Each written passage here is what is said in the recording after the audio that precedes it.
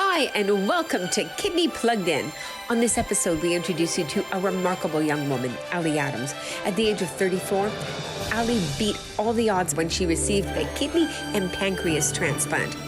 Ali's story of courage, resilience, and hope is sure to inspire you.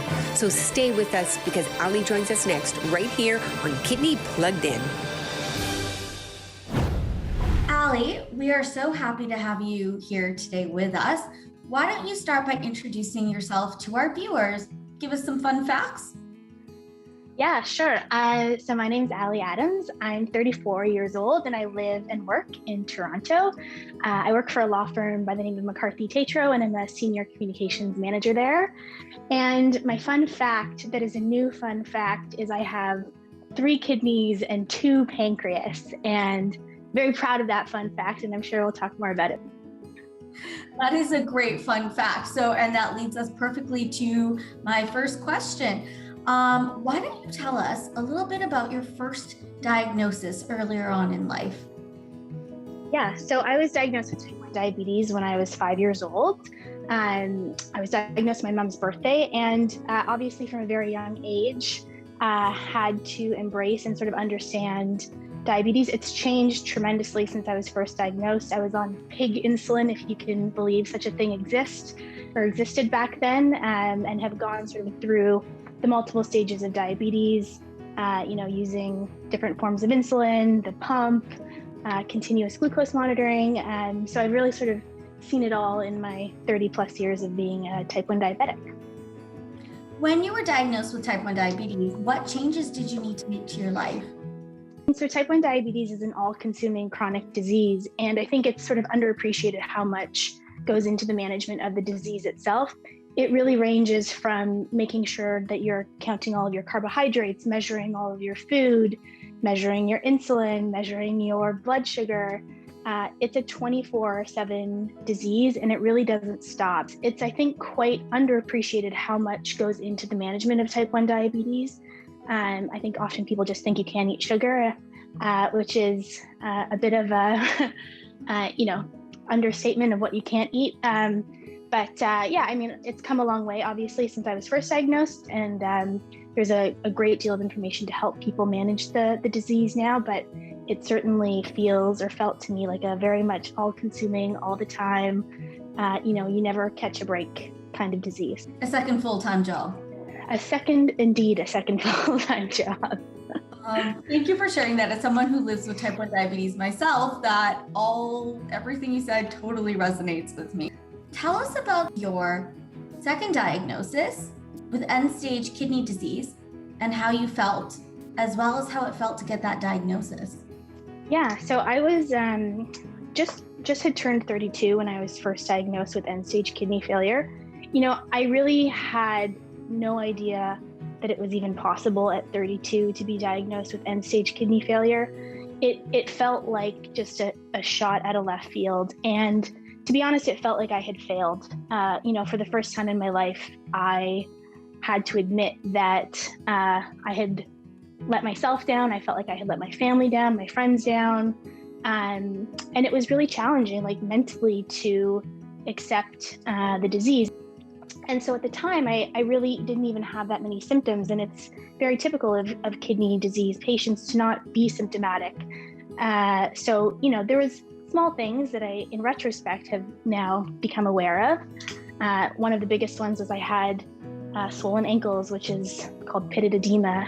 And, I was just at home one night and was on the phone with a friend of mine, and she was speaking to me, and I just couldn't understand or really even take in what she was saying. She was speaking and my brain was just not taking it in. And I said, this feels kind of odd. My body feels off. And having been type 1 diabetic for so long, you kind of have an acute understanding of your body and when things are off and on. And it just felt terribly off. And so I went into the emergency room.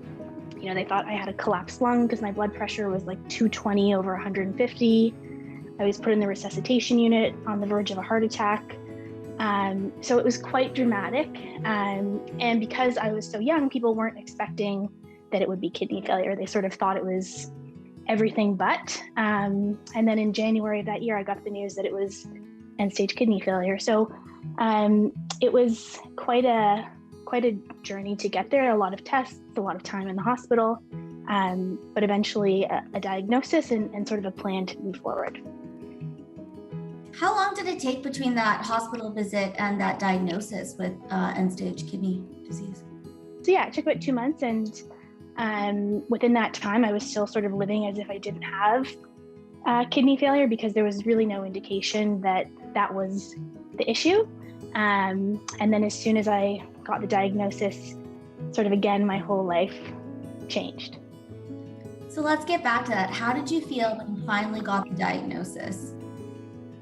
Yeah, I mean, I was terrified, to be honest with you. And I began to research everything. I researched, the renal diet, and I researched, transplant, and I researched what potassium was and what phosphorus. Like, I spent hours and hours trying to figure out and make sense of it. And the folks at Toronto General were also an incredible resource for me. And I think sort of working together and formulating my own plan, as well as working with them, has been sort of like the secret sauce of how I got through it.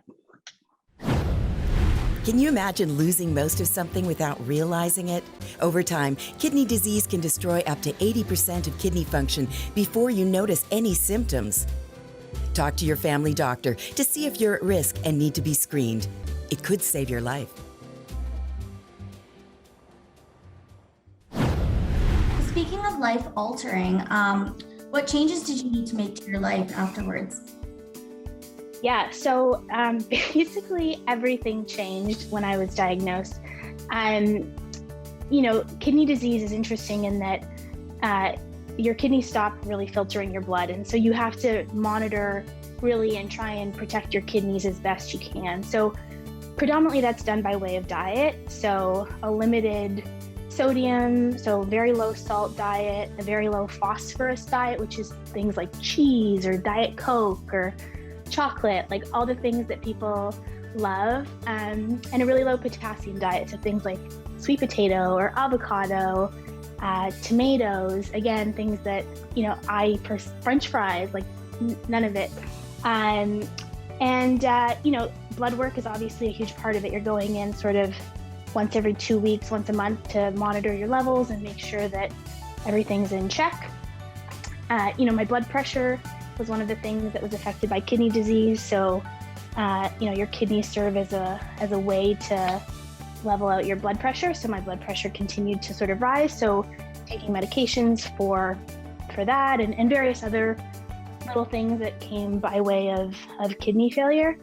And then I think sort of like overall, just, dialysis is a sort of later part of end-stage kidney failure, and trying to avoid dialysis as much as you can by monitoring the intake of your food was a sort of goal of mine, a stretch goal perhaps at the time, but a big part of sort of how I viewed my diet and how I viewed sort of my overall management of my healthcare. What do you wish you could tell people about kidney disease and living with it, despite whatever spectrum they're on? Yeah, I think, there's public perception of kidney disease or people that are on dialysis, that it's sort of for old people who have reached a stage of life that, they're fine to be on dialysis. And really what I would say is, kidney disease, much like any other disease, is a chronic disease that requires an immense amount of time and resources and energy. I've had the pleasure of meeting tons of kidney patients who are all going through a very similar type of battle, and the disease affects everyone differently. But it also affects young people. It affects people that are 34 years old. It affects 25-year-olds. It kind of comes out of nowhere. And I think that's one of the things that I was so surprised to learn about kidney disease, is that often it goes under the radar, because people aren't, looking for things like how high your salt is at 34 years old. I think I would just sort of say to people that, when people reach the stage of end-stage kidney failure, it's not, because they've failed to take care of themselves. It's really just that it's a silent killer of a disease, and people are sadly affected by it, kind of out of the blue. So what was it like after you were diagnosed with kidney disease? It must have been a shock not just to yourself, but to your entire family, your community, because you looked perfectly fine from the outside, just like living with type 1 diabetes.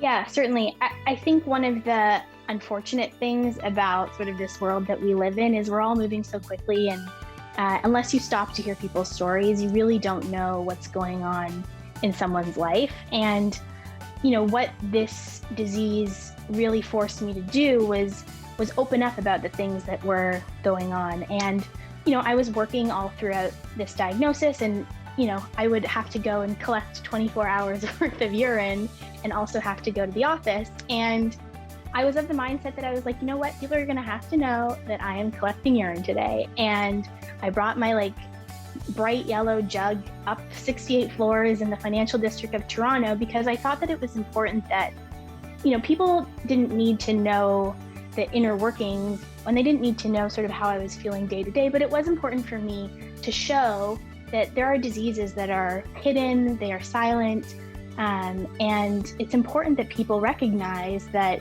just because you look perfectly fine, you're not always perfectly fine, and that's okay, and that is, a part of many people's struggle. But by being transparent, by sharing my story, I thought it gave a little bit of a line of sight into diseases that don't often present themselves in how we typically view sick people. So Ali, this is all so fascinating. I hate to break away, but we do need to go to commercial. Can you stay with us? I'd be happy to. Great, we'll be right back.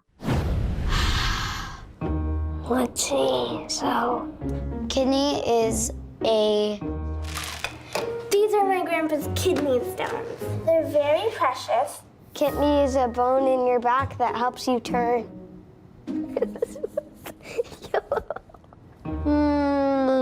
I don't know, to be honest. They don't know kidneys are vital, do you? Get the facts at kidney.ca. Ali, tell us about your search for a kidney, the workup that's been involved, and how your situation is a little bit different than others. Yeah, so initially I was going to look for a living kidney donor.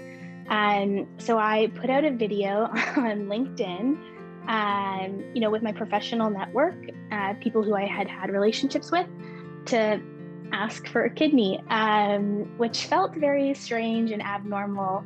But I really didn't feel like I had an option at the time.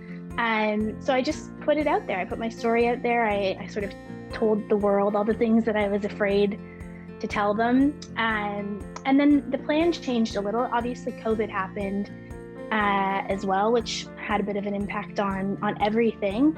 But we decided to pursue a kidney and a pancreas. So what that means is that both your kidney disease and your type 1 diabetes are cured in one surgery, which is pretty remarkable. It almost moves me to tears to think about how crazy it is and what a privilege it is to have that option. So I started the workup initially, sort of doing MRIs and ECGs and tons of blood work to understand sort of, if my body was eligible even for a transplant. And thankfully I was. So I sort of put my story out there at the same time and hoped that, not only would somebody reach out and offer a kidney, but also just to create some awareness about what, end-stage kidney failure was and who it affected and how you could help. And you can help in many ways. It doesn't have to be giving a kidney. It can be donating blood. It can be signing your organ donor card. And I felt like it was really important for people just to see sort of the story behind, these transplants that we sort of hear about or see on TV, but, never really, I didn't know anybody personally who had been through a double transplant. So it was an interesting sort of way to go about it, particularly in COVID when it was virtual and I couldn't be like, please give me your kidney in person. I just had to hope that online would, suffice. So just to confirm, because of your situation, you ended up going with a deceased donor. Yeah. So, statistically, the research suggests that a kidney and a pancreas from the same donor has a higher success rate than one from different donors. So it ended up, having, I ended up having to wait a little bit longer. But overall, the thinking was that it was sort of the best case scenario to get 2 organs from a deceased donor, which I was able to do. So it was really quite exciting and remarkable. What were some of the important factors that contributed to your well-being throughout this whole dialysis pre-transplant process? Yeah, I think there were a couple of things. First, I just wasn't willing to throw in the towel. I, sort of took this approach that I was going to take everything that came my way with a positive attitude. And it wasn't so much that I was like, yay, I get to go on dialysis, but that I knew it wasn't going to be forever. I had to take it for what it was, and I had to move forward. And if I, wallowed in my sorrows, there was too much going on to be sad about everything. And so I just sort of viewed each sort of roadblock, if you will, as an opportunity to learn, to talk to more people, to find out more information. So when I went on dialysis, same thing, researching everything about dialysis, trying to figure out what the best dialysis machines were, how to, best limit your fluid intake. I just wanted to learn everything about anything that came my way.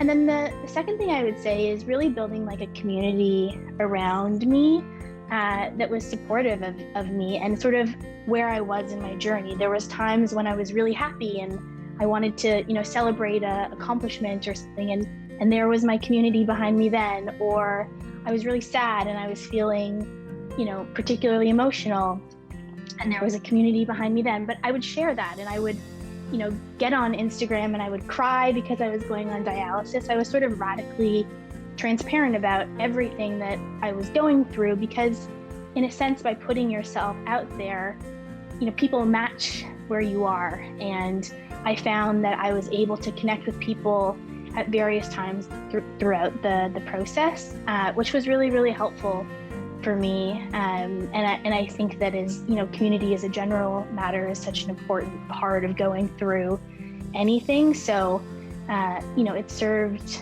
an incredible purpose for me and made me feel, like I could really do anything. I had this ambitious attitude, and I had, these people behind me, and I was going to do it for me, and I was going to do it for them. And I wasn't willing to give up. So stay with us, everyone. We have more with Ali Adams coming up. Did you know 1 organ donor can save up to 8 lives? You're more likely to need a transplant than you are to become an organ donor. Donation is considered only after all life-saving efforts are made, and it's certain you will not survive. So 2 physicians who are independent of both the donation program and of the transplant program must declare an individual neurologically dead before organ donation can proceed. Any British Columbian who is 19 or older can register their decision about organ donation, and parents can register their children. You only need to register your decision once. The decal on your driver's license or care card is no longer enough. Register or verify your decision about organ donation at transplant.bc.ca. And now So, you got the call recently. How did you feel when you found out you were getting your kidney and pancreas transplant? Yeah, so I felt incredible. One of the things that was sort of unique to my story was I had actually gotten the call 3 times before. And I think one of the things that people don't necessarily realize is sometimes you can get the call in for transplant, but when they do the donor surgery, there can be something wrong with any one of the organs. It can have different fatty cells on it. There can be an injury, whatever it may be. So I had sort of experienced both the highs and the lows of getting the call. And this time, something about it just felt different. It's hard to explain. I just had a really good feeling about it. And, but I was, ready to also sort of be disappointed. because it's just a reality of organ donation. It's not a perfect time every single time.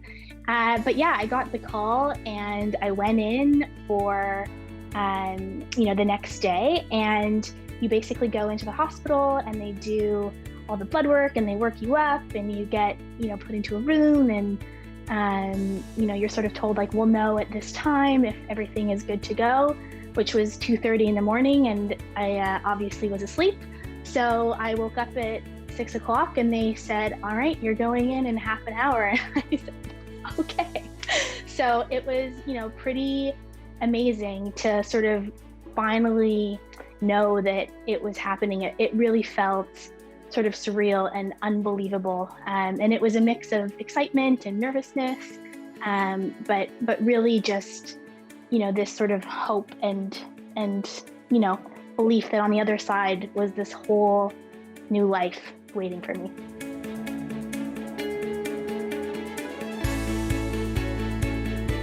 So I was both diagnosed on my mom's birthday 30 plus years ago with type 1 diabetes, and then cured of type 1 diabetes on the exact same day. So it was very serendipitous. Wow, that's incredible. How long was the procedure itself, the transplant procedure? Yeah, so it's about 6 to 7 hours. There's obviously a lot of back table work that goes into it, and that just means that they're sort of working up the different organs and preparing them to be, transplanted into you. And then you wake up in the ICU and, you don't know anything. You don't know your right hand from your left hand. And within 6 days, I was, back home, which is mind-blowing to me. That is mind-blowing. So why don't you tell us about those first few days and the first couple of weeks post-transplant? Yeah, so the first few days, obviously you are sort of hooked up to every machine on a lot of drugs. And so it was a little fuzzy, but, around sort of day 3, day 4, I started to sort of really, wake up and become a bit more aware of sort of what was going on. And really the thought that was running through my head was like, do the organs work? Like, are they being accepted? There's a high likelihood for rejection sort of within those first 48 hours. And so, 99% of my thoughts were just like, please work. And they did. And my blood sugar started to come down immediately. My creatinine, which is sort of the level of what we measure for kidney function, started to come down immediately. Little things like my skin suddenly felt different, I had color in my face. I had been sort of like a light tinge of yellow before, and all of a sudden I had like pink in my cheeks, and I was just like, pink in my cheeks, this is amazing. And then on day 6, I went home, and my mom was with me and sort of taking care of me. I was slow, and things were sort of hard to move around. I have a quite a large incision sort of from the top of my belly button all the way down, which is about 12 inches. And I was walking with a cane for a little bit just for comfort. But yeah, so far so good. I'm able to eat all the cheese I want. I can, have all the chocolate. It's pretty remarkable that within 6 or 7 hours, these 2 chronic diseases that occupied so much of my life are cured. Thanks to all the car donations made to the Kidney Car program, the Kidney Foundation of Canada can help all these people with kidney disease. Those donations are instrumental in providing them with care and invaluable support. When you give your car to the Kidney Car program, it will be towed for free and recycled or resold. You'll also receive a tax receipt of at least $300. To continue to improve the quality of life of thousands of patients, we need your car today. So are there any struggles that you're facing post-transplant? Yeah, it's a good question. So, the likelihood of rejection is always a possibility. And so I think one of the things that often, people think about is just you get a new organ and then you're sort of off to the races. And, knock on wood, that is the case, but there is a risk of rejection. So, monitoring for that is a really important part, particularly in the first 3 months. You sort of see rejection in that first 48 hours. at 7 days, 14 days, and then 3 months, you're sort of out of the woods. You know, the physical aspect as well. Like I have this big scar, they've cut into my abdomen. I had a number of, you know, drains coming out of me. I had a stent inside of me. So there was some sort of post-op stuff that had to be done. One of the sort of biggest changes was I had a catheter or a port inside of me for dialysis, a central line, which was taken out, and which has, you know, given me the ability to shower for the first time in 3 months, which, you know, I didn't know that I loved showering so much until I didn't have the ability to do it. And then, you know, just being slow to walk. You know, I don't have the mobility that I used to have, and that will come back over time. But, you know, really focusing on movement and making sure that I am being as physically active as I am able for the first 3 months, and then, you know, a bit more so after 3 months, I think will be a really important part of my recovery. And then the most important part, to make sure my kidneys are being treated the way they would like to be treated, is just drinking tons and tons of water. What are you looking forward to most post-COVID era? So I'm looking forward to just being free, and to having a life that you know, is abundant in experience, and you know, giving back to all of those people and those community members that really helped me. I think it's so important that, you know, if you're lucky to have the elevator sent up, or whatever that expression is, that you have to send it back down. And I feel like I have these 2 new organs inside of me that have changed my life, have changed my family's life, my friend's life, and I want to live the best life for my donor and for myself, and to treat, you know, them with the respect that they deserve, and take advantage of every opportunity, and take care of myself and be healthy, because I think that's the responsible thing to do, and I also think that it's just the right thing to do. Thank you is not a big enough word. I don't know. At 3 months, I'll have the opportunity to send my donor family a letter expressing my gratitude, and it's actually, I think, one of the greatest opportunities next to the organs that I've been given, is to truly express how this has impacted my life. And yeah, I'm so grateful for the opportunity to say thank you and beyond.